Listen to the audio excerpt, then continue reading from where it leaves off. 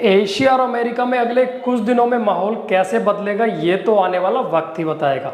लेकिन अमेरिकी speaker Nancy Pelosi की ताइवान यात्रा की वजह से चीन का जो गुस्सा भड़का है उसके आसानी से शांत होने के आसार अभी नजर नहीं आ रहे हैं। चीन ने ताइवान को घेरने के मकसद से एक मिलिट्री ड्रिल भी शुरू कर दिया है। ग्लोबल टाइम्स के मुताबिक यह युद्ध अभ्यास एक असाधारण युद्ध अभ्यास है जिसमें पारंपरिक मिसाइलें पहली बार ताइवान के ऊपर से गुजरेंगी।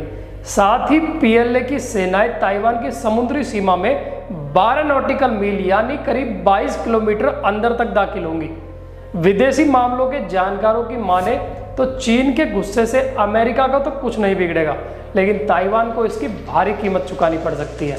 ऐसा ही कुछ आपने आज से 2-2.5 महीने पहले यूक्रेन और रशिया के केस में भी देखा होगा, जब अमेरिका ने यूक्रेन को नाटो का लॉलीपॉप दिखाकर रशिया को उसके पीछे लगा दिया था, जिसका भुगतान अब तक यूक्रेन भुगत रहा है। और उससे कुछ ही महीनों पहले अफगानिस्तान को तालिबान के हवाले करना भी अमेरिका का ही काम था।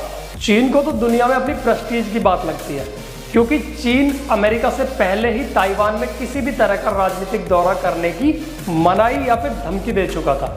खैर चलिए देखते हैं चाइना और ताइवान के बीच कनेक्शन क्या है। देखिए, ताइवान पहले चीन का हिस्सा था। दोनों देशों के बीच लंबे समय तक युद्ध चला। 1644 के दौरान जब चीन में चिंग वंश का शासन हुआ करता था, उस दौरान ताइवान इनका हिस्सा था। 1895 में चीन ने ताइवान जापान को सौंप दिया। जी नहीं, कोई गिफ्ट के तौर पर नहीं, बल्कि युद्ध संधि के तौर पर। दरअसल जापान चीन को हराकर युद्ध जीत चुका था। इसी के बाद से दोनों देशों के बीच विवाद शुरू हो गया। 1949 में चीन में गृह युद्ध हुआ तो कम्युनिस्टों ने राष्ट्रवादी कुओमिंतांग पार्टी को हरा दिया। इसके बाद कुओमिंतांग पार्टी ताइवान पहुंच गई और वहां जाकर अपनी सरकार बना ली। दूसरे विश्व युद्ध में जब जापान की हार हुई तो उसने कुओमिंतांग पार्टी को ताइवान का नियंत्रण सौंप दिया। इसके बाद से ताइवान में चुनी हुई सरकार बन रही है। वहां का अपना संविधान है, अपना कानून, अपनी पुलिस और अपनी आर्मी है। चीन की कम्युनिस्ट सरकार ताइवान को अपने देश का हिस्सा बताती है। चीन इस द्वीप को फिर से अपने नियंत्रण में लेना चाहता है। अब आप सोच रहे होंगे कि ताइवान को लेकर चीन इतना बेचैन क्यों है।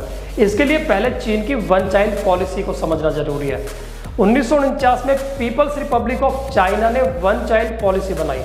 इसमें न सिर्फ ताइवान को चीन का हिस्सा माना गया, बल्कि जिन जगहों को लेकर उसके अन्य देशों के साथ टकराव थे उन्हें भी चीन ने अपना हिस्सा बताया। इस पॉलिसी के तहत मेनलैंड चाइना के साथ साथ हांगकांग और मकाऊ जैसे दो विशेष रूप से प्रशासित क्षेत्र भी इसी के अंदर आते हैं। अब आप ये भी जान लीजिए कि अमेरिका और बाकी देश ताइवान में इतना इंटरेस्ट क्यों दिखा रहे हैं। देखिए, ताइवान को बुद्धिजीवियों का देश कहा जाता है। वहाँ की आबादी भले ही कम हो, लेकिन टेक्नोलॉजी के मामले में वे दुनिया में नंबर 1 है। ताइवान दुनिया में चिप बनाने के मामले में पहले नंबर पर आता है। यह देश लैपटॉप से लेकर महंगे फोन और घड़ियों का उत्पादन करता है। ताइवान की कंपनी वन मेजर दुनिया की बड़ी चिप निर्माता कंपनियों में एक है।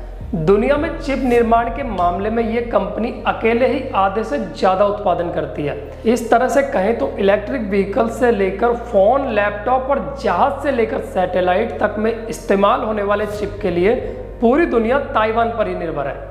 तो यही कुछ कारण है क्यों चाइना ताइवान पर कब्जा करना चाहता है, या अमेरिका ताइवान को चीन से बचाने में क्यों इंटरेस्टेड है। अगर आपको ये वीडियो अच्छी लगी हो तो इस वीडियो को लाइक, शेयर और चैनल को सब्सक्राइब करना मत भूलिएगा। नमस्कार।